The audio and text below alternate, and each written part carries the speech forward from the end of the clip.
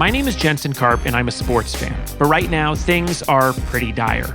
Sure, I can Zoom with friends and talk for hours about how Scottie Pippen was underpaid, or how Dennis Rodman was incredibly interesting no matter what Bill Simmons tweets. But that's a lot different than watching the NBA playoffs live with the boys, which would be happening right now if we lived in a better timeline. So as a result of this chain of events, I continue to talk to athletes and sports industry professionals about what they're doing in quarantine, hoping to figure out if they miss competing as much as I miss watching it. Oh, and thanks to you listeners, we're now a top new and noteworthy show on Apple Podcasts, and that's all because of you. So please continue to rate and review and subscribe and tell your friends and constantly refresh your phone until your fingers are bleeding and we release new episodes. It all helps. Anyway, this is the No Sports Report. Dwight Smith Jr. has baseball in his DNA. His father, Dwight Smith Sr., is a World Series champ as a member of the 1995 Atlanta Braves, and in 1989, he was the first and only rookie in MLB history to sing the national anthem before a game he played in, and that's the most impressive thing I've ever heard. And now his son Junior was a first-round draft pick in 2011, and last year was the starting left fielder for the Baltimore Orioles. Despite an injury that shortened his season, he showed signs of comfort in the bigs and started 2020 spring training on a tear. So this postponement was really bad timing for the emerging slugger. But he's used this time off to join the Players League for MLB The Show, where he's excelled and to his surprise made the playoffs. We get into that and we talk about how to pandemic diet, what it's like living with your whole family during quarantine, and his TikTok Toosie Slide. Then I catch up with Late Late Show with James Corden co-head writer Ian Karmel, who, besides being the celebrity face of the Blazers, is about to co-star with Gronk and Venus Williams on a show that debuts May 20th on CBS. All this and more in my discussion with Dwight Smith Jr. on the No Sports Report.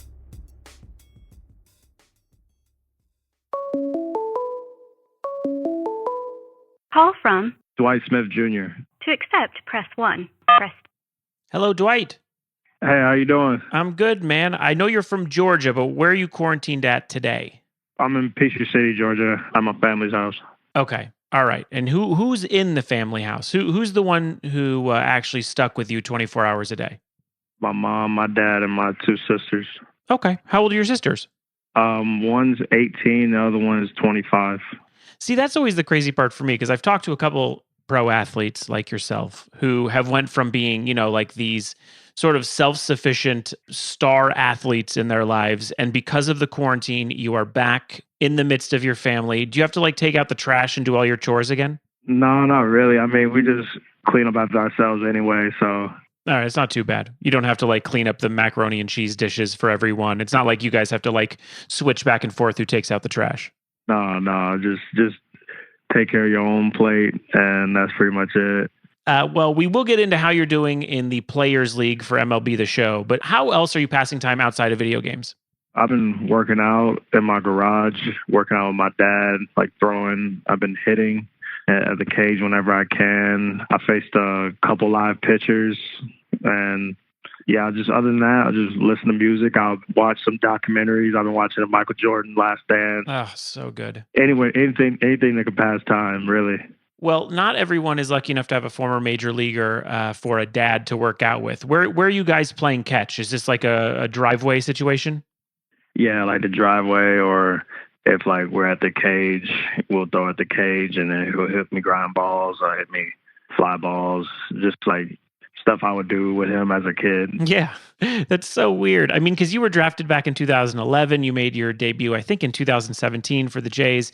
And it's here you are back in the same situation from when you were in Little League 12 years old. Yeah, it's definitely taken me back to those glory days. And it's been fun to go back. I've been to places I haven't been to in years. So seeing those old fields and that I grew up on is kind of cool to go back to. Yeah, I mean, are there any new hobbies, anything you've picked up to pass time? I saw that you did the Toosie Slide on TikTok. We might need to talk about that a little. Okay, yeah, I started a little TikTok page because my sister kept bugging me about doing TikToks since we've been in quarantine. So she's been trying to get me in to do all this new stuff. She's keeping me in the wave. Yeah, see, you're much younger than I am. I am 40, and I downloaded it again so that I could be, one with the cool kids. And I could not have felt more out of touch. I was like, wait, so everyone is able to mimic and lip sync exactly? How do they do that? There's no cheat or anything. They just have to learn all the pauses and stuff. Yeah, supposedly there's like a dance for like pretty much every song, and they give you instructions on how to do it, and you just either do that or you freestyle it yourself and make it your own. I've never felt more out of touch in my life. Yeah, I feel like every generation it changes. Absolutely. Diet is extremely difficult for myself during quarantine. I feel like every Costco run that we do every couple of weeks, I walk out with more and more snacks. How do you find yourself being able to eat healthy in your parents' house again? Like my mom does a good job of keeping the house healthy and not too much junk food. Definitely, I'll eat some junk food here and there, but I try not to eat too much of it, or else that won't be good for me because I'm a big sweets guy, and I've tried to stay away from all that stuff. But if I see a donut, like I'll crush it immediately. So I'll try to stay away from the sweets as much as I can. My body doesn't know when to, this is truth. This is not me saying hyperbole. I truly don't know when to stop eating donuts. Yeah. I eat one glazed or whatever, and then I guess I could eat a dozen maybe. Yeah, definitely a dozen from Krispy Kreme for sure. Yeah, exactly. From Krispy Kreme. They don't even film me or anything. I'm just like, this is air. Yeah. Do you watch any other sports? How has it been difficult to not have anything else in your life as far as athletics to watch on television? Yeah, definitely. I'm a big basketball fan. The playoffs were supposed to start like now, so I love watching playoff basketball. I really miss that a lot since I can't watch sports except for like classic games, which are cool at the same time. Yeah, but we know how they end. Yeah, that is true. We do know how they end. I have to like basically Men in Black myself so I forget everything that's going on in order to watch like a old Celtics game. Yeah, you know how they end, but you forget bits and pieces that you forgot, and you're like, wow, I forgot about that part.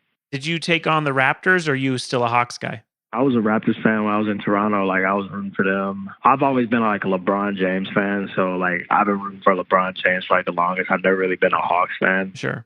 But they've definitely got a couple of players on their team, like Trae Young, and they just got Capella. Yeah. And I saw they were trying to trade for DeMar DeRozan, former Raptors player. So that'd be pretty cool if they get a good team in Atlanta, because they had a good team a couple of years ago when they were playoff contender. Yeah, I mean, that would be the best part about me being in baseball and being traded around. It's like now you're in Baltimore, which doesn't have the same kind of options as Toronto did for basketball. So I'd be like, well, I played in Toronto, so now I'm a Raptors fan. I would just pick different teams based on what cities I'm in if they're the best. Yeah. So I just wait for football. Yeah, that's true. At that point. Very true. Yeah, I'm a Clippers guy, so I'm screwed no matter what. Oh, Clippers got a really good team now. Let's hope. I mean, if we even get back on whatever. I mean, listen, Kawhi has an option. You know that, right? Like at the end of this, whatever quote unquote season is, Kawhi could technically leave. He's not going to leave. All right, good. Thank you. I'm holding Dwight Smith Jr. to this. All right. Last season, you ended the year injured. You utilized this whole offseason to get back into shape and had a great spring training, at least to start to. It's showing off the hard work you put in. How much does this postponement throw off your progress? I wouldn't say it postponed my progress because I'm still working on what I was doing in the off season. So the work doesn't stop just because we ain't playing games. Like I said, I've been facing live BP, doing all my outfield stuff, my conditioning, my weightlifting. So keep my arm ready. Just whenever they say we can come back, I'll be ready. Speaking of going back on the field, have you ever imagined what a game would be like without any fans? I actually did it before playing in extended spring training, and I played in the Florida State League for a year. That was pretty much no fans. So, like going through the minor leagues, you'll experience that, but it's tough. You got to really keep yourself locked in. But whenever there's a game, I'm going to be locked in. So, yeah. Fans or no fans, like I've always been focused whenever I'm playing a game. And sure, it helps when you got like 50,000 in the stands just rooting you on to give you that little extra kick when you need it, whenever. But either way, these games are going to be fun to play. Totally. And I like the idea that certain players can pretend they're signing autographs, throw balls into the stands when no one's there. I'm more into the bits that are going to be created because of it. Oh, yeah, there's definitely going to be some funny commentary on that. Well, let's get into MLB The Show. You have been participating in the Players League. We have talked to Gavin Lux and Amir Garrett recently on the podcast. You are representing the Orioles. Last night was very big for you. People who aren't following day by day, let them know what you were able to clinch last night. Oh, wow. I did. You did. You are in the playoffs. Oh, wow. Well, that's great. I'm breaking this news to you? Yeah, because I didn't know when the season ended, so I knew my season was over, so I was just sitting and waiting to see what was going to go on. Yeah, so you I believe went like 19-10, something like that. Yeah. And that it was up to other players whether they win or lose for you to get into the playoffs, and you have you've set your spot for sure. Oh wow, that's awesome. Well, you had a very fast start. You were pegged as an early favorite. How much had you played the game in the past before joining the Players League? I played the game quite a bit ever since I got the PS4 system because that was like the only baseball game out there since MVP. They got rid of that game on EA, and since like probably like 14, and I've loved playing it ever since. Do you like other games? Do you play other video games as well, or just the sports ones? Yeah, I play NBA 2K. I play Call of Duty for sure. I played Grand Theft Auto. I played all kinds of different games. I guess as a kid, you were lucky enough to have maybe your dad show up in some games here or there, but I am so bewildered by the fact that you grew up playing probably these EA Sports games and 2K and stuff, and now here you are in the show. Yeah, it's insane. I remember growing up playing with my dad on Sega Saturn, if you remember that system. Oh, yeah, please. remember playing him as a kid on that system, and now I'm playing with myself on PS4. It's kind of crazy. Yeah, that's a totally insane thing. You lost to Joey Gallo, who at times has looked completely unstoppable. Why is he so good? Joey's tough because he lays off of like great pitches that are like barely off the strike zone, and then you make one mistake over the part of the plate and he doesn't miss. Yeah. So that's what makes him pretty tough as an opponent. And whenever you get any of those guys that have like a great eye, that's the toughest thing. It's the toughest people to get out. Yeah, I watched a bit last night on Twitch at a couple games, and you guys go 3 innings. It goes insanely fast, and it's like almost you have to know where the pitches are going to be. It's almost mathematical to a point. Mm-hmm. Yeah. Like if it's down the plate and you get a good swing at it, it's definitely getting a shot at getting through a hole or a home run or something. But it is sort of like routines. You guys almost are kind of just getting through the motions and trying your hardest to get the right pitch. Yeah, definitely. And I feel like anything in the box is a homer. So I try to stay away from that as much as I can and try not to make too many mistakes and try to let them make outs for me. Mm-hmm. Well, speaking of mistakes, you beat Niko Goodrum of the Tigers by a score of 17-1. It has birthed a bit of a meme out of the league of you calling him on the phone and laughing at him and telling him, "I'm sorry, Niko." How does a score of 17-1 exist? While the game was going on, he actually called me. Mm-hmm.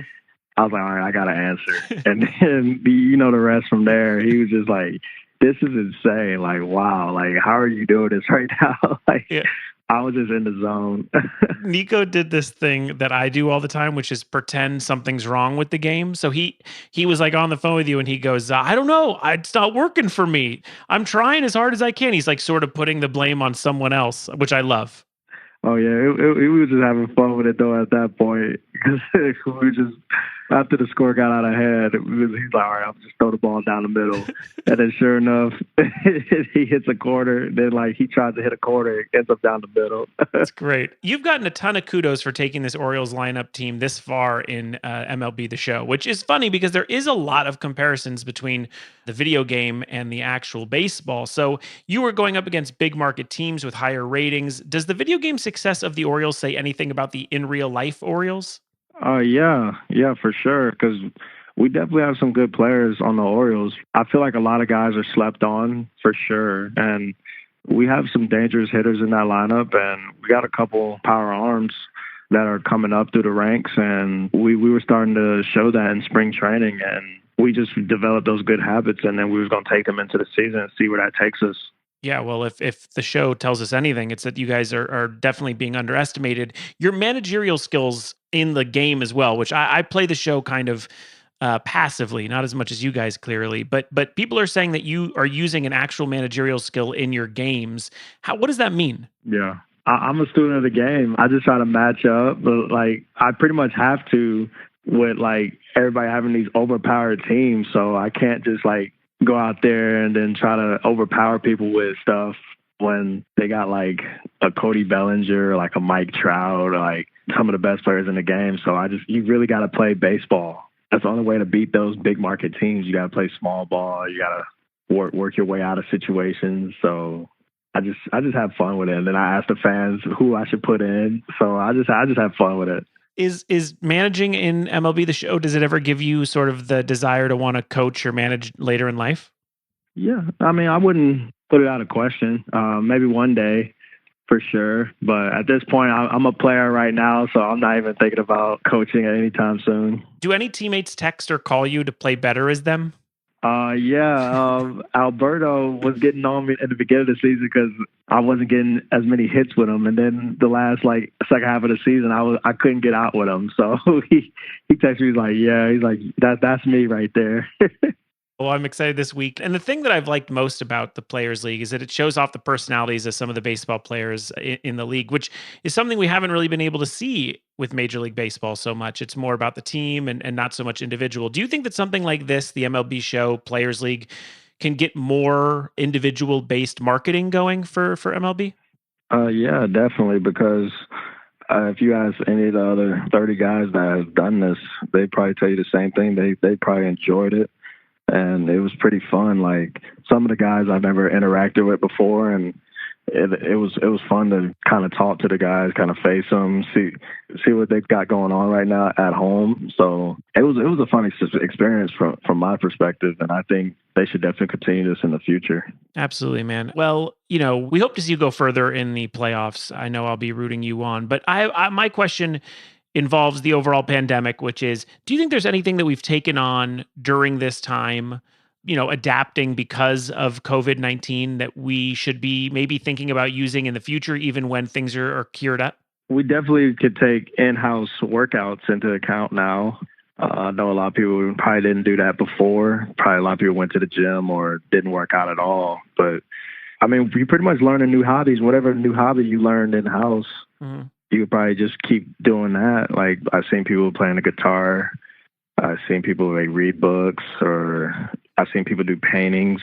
Whoa, people are getting real creative during this time. So I should say, take your creativity and make it to something bigger outside of the house. I like it. I'm hoping to see a home run celebration from you this year where you touch home base and then do the Toosie Slide. Oh, the Toosie Slide. I'll try to keep that in mind. I probably won't do it on the field because I don't want to get hit. Yeah. So I'll probably do something in the dugout. Yeah, it does sort of. It's a little bigger than the bat flip even, so I would be nervous for your health. Okay. I'm going to give you a couple suggestions for you during quarantine, some things that might fill up some time as we go around a corner here with, I guess we're in month 2. These are some suggestions that I wanted to give you, things that if you have some free time, you could get into. First, my wife and I made a rare trip to the market this past week. We needed a re-up, and we saw something in the frozen aisle that made us freak out. We actually did a bit of a dance ourselves. It was just released this week, which is true. And I can't think of a more opportune time, or maybe, I don't know, maybe it's an inopportune time since some people can't go to the market, but it is a brand new ice cream. Do you like ice cream? Yeah, I like ice cream. Okay, here we go. It is Cinnamon Toast Crunch ice cream. What? Yeah. If I had a DJ air horn, I would have hit it right there. I haven't had it yet. We have it just sitting in the freezer. We're almost like treating it like it's a fine wine. But it's not, I mean, if they want to sponsor the show, they can. They're not a sponsor or anything. But it is so good. I guess they also released a Lucky Charms ones. I'm sorry if this affects your workout regimen and your diet, but I just want to let you know you could go to a market at any time and get these 2 new ice creams. Who makes those ice creams? Honestly, I didn't notice the major company, but I just saw the name Cinnamon Toast Crunch, and I could not have gotten one faster into my cart. Yeah, that sounds pretty good right now, actually. All right, there you go. That's the first one. Second one, you appear to be a sports jersey guy. I am as well. On Instagram, you've rocked the Mighty Ducks Conway jersey. You have the Love and Basketball Crenshaw McCall. So I checked eBay for you, and I found some other gems. Are you ready for these? All available right now on eBay. All right, let me hear them. All right, one, baseball. I want to go to your sport first. Billy Haywood, number 20 on the Minnesota Twins. He's the kid who inherits the team and manages them. Okay. You know that one? Yeah, I remember that one. Okay, that jersey's available on eBay. 2, Willie Beeman's Any Given Sunday jersey. I almost got that jersey. Okay. I just didn't get it at that time. All right, Miami Sharks. I'm on the right track then. And then lastly, the Charlotte Banshees. I found the Juwanna Man jersey. Really? I did, and it says man on the back. That's not a bad one to get. I actually like that movie too. See, good movie. It's a hard jersey too, walking around. All right. Lastly, I've really thought this one out. You're new to TikTok, and I was thinking, with everyone lip syncing clips, I would like them to try to create a meme out of you saying, "I'm sorry, Niko," and laughing. Like if someone just dunked on their little brother, you could stand over them and you can say, "I'm sorry, Niko," and then they'll laugh. Or you can like tie your sister's shoes together and she trips, and when they get mad, just film you and mimic the clip. Are you playing the clip right now? Listen, I'll play it over and over again. I'll play it for my wife. If I see my wife accidentally trip, I will stand over her and mimic the words "I'm sorry, Niko" with a laugh. That would be funny. Well, I'm into it. Well, thank you so much, Dwight, for talking to me, and please stay safe with your family, and excited to see you back on the field soon. Thank you, and stay safe with you and your family too. Thank you, man. After this break, in another installment of Fandemic, we'll check in with comedian and Trailblazers diehard Ian Karmel. Right now, Feeding America is working tirelessly to ensure our most vulnerable populations, like students who are out of school, the elderly, individuals whose jobs are impacted, and low-income families, continue to have access to food and other needed resources during the COVID-19 pandemic. The Feeding America Food Bank Network is committed to serving communities and people facing hunger in America, and their greatest need is donations and support of local food banks. This podcast is committed to donating a portion of the proceeds from the show to Feeding America, and we hope that you can join us in this effort too. Find out how you can help at feedingamerica.org/COVID-19. And now my Fandemic chat with comedian and Blazers fanatic Ian Karmel. What's up, Jensen? How are you? I'm doing as well as I can. I feel I'm athleted out a little bit. I talk to someone almost every day, and now I figured it's time to check in on a friend. It's time to check in on your least athletic friend. That is hardly true. This whole thing is based in the idea that there are no sports, yet you have filmed a show that is shrouded in secrecy. But if you were to go off social media and pictures on the internet, you have some sports that you're going to put on television soon. Oh, I do. Yeah. I have no idea when it's going to come out. I wish I had a date, but yeah, the show Game On that we filmed a little bit ago before all of this hit is full of sports and full of secrecy. Yeah. So based on you can just blink twice if I'm right on some of these things. But one, I definitely saw a Williams sister, I believe Venus. It's Venus Williams. Yep. I'm on her team. And we're going up against another team, which is Rob Gronkowski and the comedian Bobby Lee. Oh, another very athletic dude, Bobby Lee. Two just sort of, just like as, if God put like an athlete together in a lab, one of them would look like me, one of them would look like Bobby Lee. But each of us got hurt in the most ridiculous ways. He like slipped on a puddle and tore his hamstring so bad he had to get like physical therapy for like a month. No. You guys truly are my comedian backcourt, though. It's a good one, too. Absolutely. You were the John Wall and Bradley Beal of comedy. Absolutely. Absolutely. So here's the thing. I haven't talked to anyone who's been doing comedy during this time. Everyone's basically been taking time off. You are the head writer of The Late Late Show with James Corden. You have done some episodes from his garage. How has that felt? It has been crazy. It has been quite the adjustment. In many ways, like writing it has been the easiest part of it because like it doesn't matter what chair I'm sitting in front of and which fridge I got my LaCroix from. I can pretty much write from like wherever, you know what I mean? But like to watch, like the lighting department went in like one person at a time and like lit James's garage, and like our props people and set people went in one person at a time and like built a set there, and like our editors and all those people are setting up like these crazy like systems to do it, and then I'm just sitting there like with my computer on my coffee table like, yeah, this is hard. I couldn't believe the gall on that New York Times article guy to say that we should be dressing up for Zoom calls. Oh my God, that was insane. But that didn't really apply to me. I wear sweatpants to work in an office, so it hit me right in the stomach when he's You were ahead of your time, man. You were ahead of your time. Exactly. To some extent, I guess I understand why it's important to be formal, but like on the other, like I don't even really understand dressing up to go into the office. Like unless you're trying to impress clients or whatever, it's like if you get the job done, who cares? True, 100%. I'm with you. I've said on this podcast before, there are no jeans in my vocabulary, even when we go back for a while. I can't believe that there's been nice sweatpants that I just haven't purchased in the past. Oh my God. I remember when I first heard like Jay-Z rapping about, these came out next year, but these are my last year's sweats. Yeah. I'm like, I have to figure out what kind of lifestyle that is and get whatever my budget double XL Fashion Nova version of it is. I have been buying up what I can. Used StockX to see how much Supreme sweats are. I've done everything I have to do to figure it out. I feel like I'm there. Those ones with the weird like dragon face that goes over your crotch kind of thing. I know that one well. Those are Bape, I think. I will rock them no matter what you're listen, I have no shame when it comes to sweats at this point. I'm all in.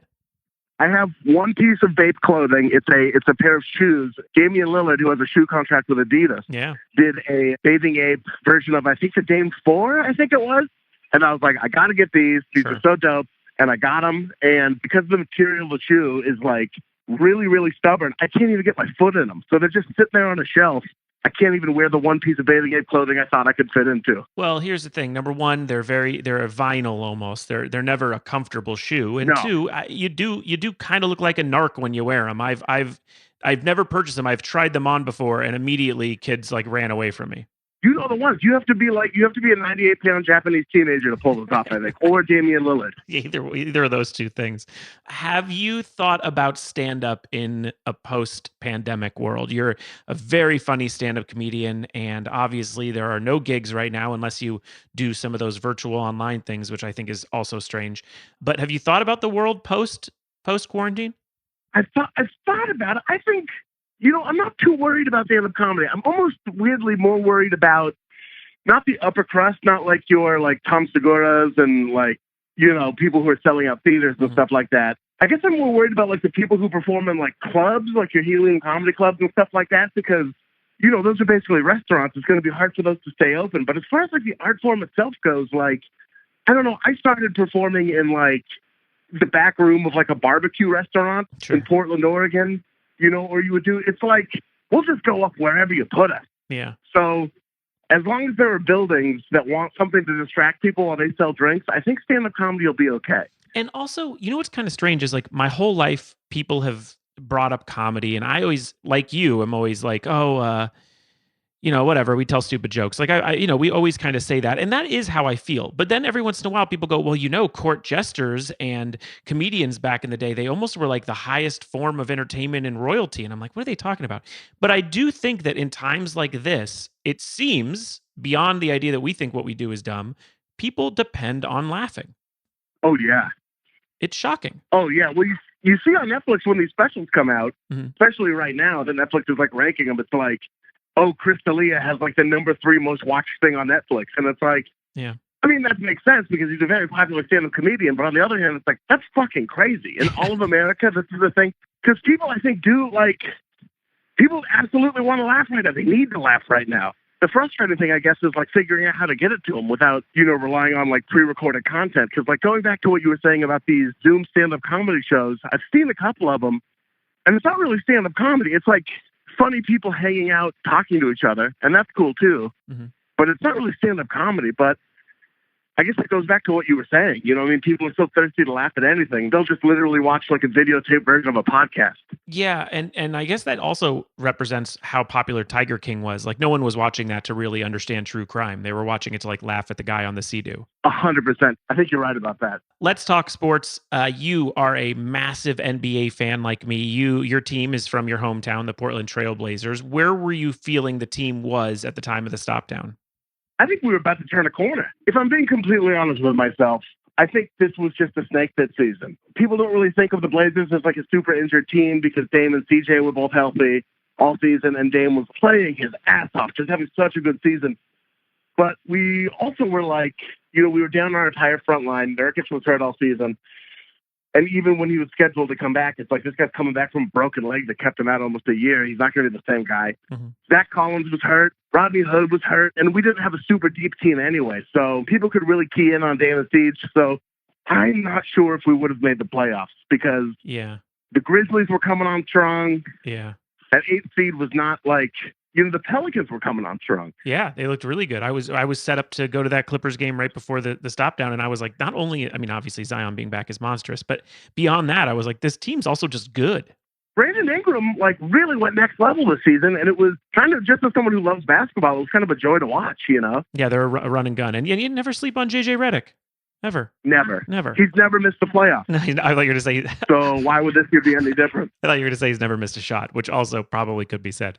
He's also never missed a shot. He's one of those guys where you look at the numbers and you're like, okay, so he shoots 40% from three. So obviously he's missed some shots. But then when you watch him play, you're like, literally everything goes in. Yeah, no matter what team you're on and he's up against you, it truly is one of those things like he's going to screw us somehow. He is one of those players. He's going to get us at some point. I just don't know when. My other question, I met you when you first moved out here from Portland, and you were obviously a basketball fan, and we connected on that. And then to watch you sort of become a representative for the team, I mean, this must blow your mind. It is the coolest thing that could have possibly happened to me to be just like on the national stage, like people did like a Twitter thing, you know, where they're like, okay, the Lakers have Jack Nicholson, who's Portland's celebrity fan. And I wasn't the only man that got mentioned, which I shouldn't be, because Katie Lang is a huge Blazers fan, the Portugal the Man guys. But just to be mentioned among those people, it was just like so fucking cool. And like, I've worked with the team now. Yeah. They send me stuff preseason, which is like, you get a box from the Blazers and it's got like a jersey and some stuff. It's so cool. It's so cool. I mean, that's got to be one of the cooler benefits of being on TV and being a working writer and all that stuff. Like, wow. I mean, that is really, I mean, it's a make-a-wish for you. It's a complete make-a-wish thing. This is like what I would have wished for this over being a successful comedian. Little did I know you could do both. The latter would get me the former. And I'm lucky that I'm like a Trailblazer fan, and like I didn't grow up in Chicago or New York where it's like, oh, I have to compete with like actual famous people, you know? Yeah. Now I have to compete with the Clippers, but back in the day, it was just Kadeem Hardison and obviously Billy Crystal and Frankie Muniz. And then one year they asked me to do the halftime song, and I was like, oh, right, it's the Clippers. Like, they can only get me to do the halftime song. There's still only 30 teams, though. You know what I mean? It's still so rad. Yeah. Now you got to like compete with Paul Shear, all these Johnny-come-latelys, you know? Yeah. Well, listen, Shear, at least we've had during Lob City. So some people have just come on since Kawhi, and I'm like, okay, bud, that's where I'll put my foot down. That's ridiculous. These people don't know about Darius Miles. No. They have to sit down and watch a Matt Fish compilation with me. These people don't know about Olden Polonese. You know what I mean? No, bro. Benoit Benjamin. They don't know any of these guys. So I will ask you how you have felt without basketball. How has it felt in your universe? How have you been taking having no sports? So I was doing okay for a while, like without basketball. And then I was actually researching something for the show. Oh, we're doing this thing on the Late Late Show called the Shirt Off Shootout Challenge. We get people to play laundry basket basketball. Okay. But they have to be wearing the clothes they shoot to the basket. So they're doing it from like 10 feet away. Right. And James Corden shot the first one. And then we got like Steph Curry. And then we got a bunch of other NBA stars to do it. So that's pretty cool. But I was researching that. And up until that point, I was like, I think I'm okay. You know what I mean? Like, I watched a ton of basketball this year, so I'm fine. And then I watched some clips. And just watching basketball made me so depressed. I was just like, I miss it so much. When's it going to come back? Oh, no.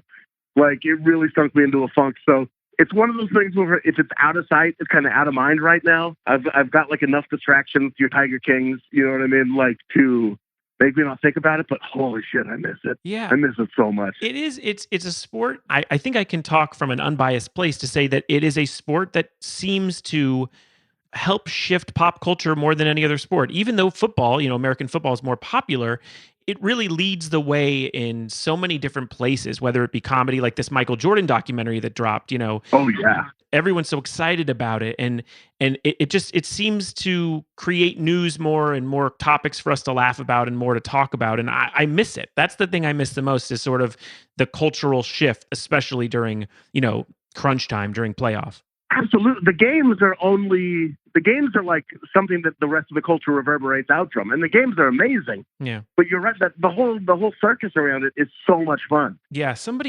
I forget who it was. Somebody posted the highlight where it's like all the basketball players from the Team USA on the plane, and one of them is singing like a Vanessa Carlton song or something. Oh, yeah. that one made me sad. I watched that and was like, God, I love these guys. They're all so funny. And, the NBA is obviously the least problematic of everything in sports. And I just kind of miss the camaraderie of having a funny sport that we can all text each other about. That's what bums me out.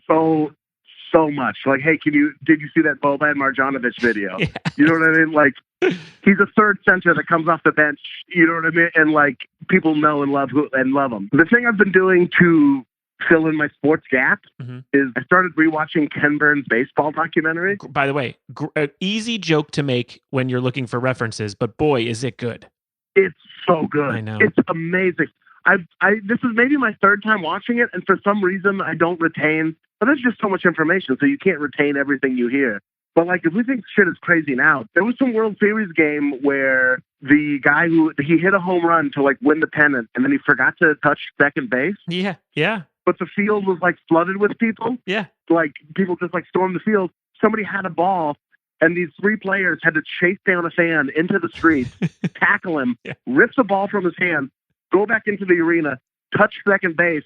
It was called an out, and then they had to replay the game. It's the best. That would be news for a year and a half if that happened. It's fucking crazy. Yeah, dude, baseball's filled with insane stuff. I mean, obviously this season they would have been facing Trash Can Gate or whatever with the Astros. Right. But you know, Shoeless Joe, and you know, my favorite one that I seem to talk about a little bit is, you know, Pete Rose obviously bets on baseball, most likely bet on his own team, which no one really talks about, banned from the Hall of Fame. He played in an all-star game, which means nothing, and he plummeted a catcher. Yeah. And the catcher never had an all-star season again. He barely played a couple more years. He was injured forever, felt pain for the rest of his life based on the fact that Pete Rose ran into him on a close play. Like it was a World Series game. Yeah, he like barreled it. He threw his whole shoulder into him, right? Yeah. Ray Fosse. Yeah, awful. Was the catcher's name. Yeah, and barely played another all-star season. Just was basically a utility player for the rest of his career. He was amazing. Pete Rose, he was like Ty Cobb without the racism. He was amazing. I think Fosse may have won the World Series after that, but I don't know. I'd have to look that up. But I know he was never the Fosse he was of that season. That's for sure. God, man. Great Broadway career though, right? Oh, didn't put it together in baseball, but really put it together on Broadway. He really made the best of a bad situation. He did. He absolutely did. He did. Yeah. Listen, so what do you think? Are you comfortable going to a game when this is all said and done, when it's time to come out of our houses and go see the Trailblazers? Are you going to feel comfortable next to someone in a seat? I'll do what I'm told, man. I weigh 300 pounds, so I'm never comfortable next to anyone in a seat anyway. Right. So I might as well. But I mean, like, if they're saying, yeah, you can go and watch these games again, and it's coming from like actual intelligent people based on information they have, I'll go. Yeah, I'll be the first one back there. All right. I can't wait. I miss it so much. I miss the energy in there. And like, I believed them when they said stay inside, so I'll believe them when they say come out. That's great.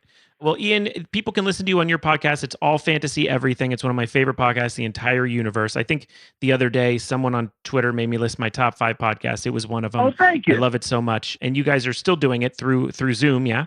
Yeah, we're all loaded for bear. And for sports fans who are listening for the basketball talk or football or whatever, this is right up your alley. It is a show where 3 friends sit down and draft as if it's a fantasy sport, everything, as much as what's your favorite food, down to like, you guys do super obscure ones too. Or down to one-word movies, which was the episode you were on. That's right. I think people were very mad that I didn't get Juice. That was maybe like our 50th episode or somewhere around there. Yeah. And the amount of times Juice has been picked since then in like whatever category people can fit it into. We have a category we've been saving for you for years now, and we're going to have to do it. We will. It's Raptors. It's actors who are Raptors. Raptors. Yeah, top ones. Other people have asked to do it, and we're like, nah, that's behind the glass case. That's mine, man. That's all mine. Well, thank you, Ian. Stay safe and stay healthy, and we'll talk soon. Thank you. My best to you and your family, man. Thanks for talking. Thanks, buddy.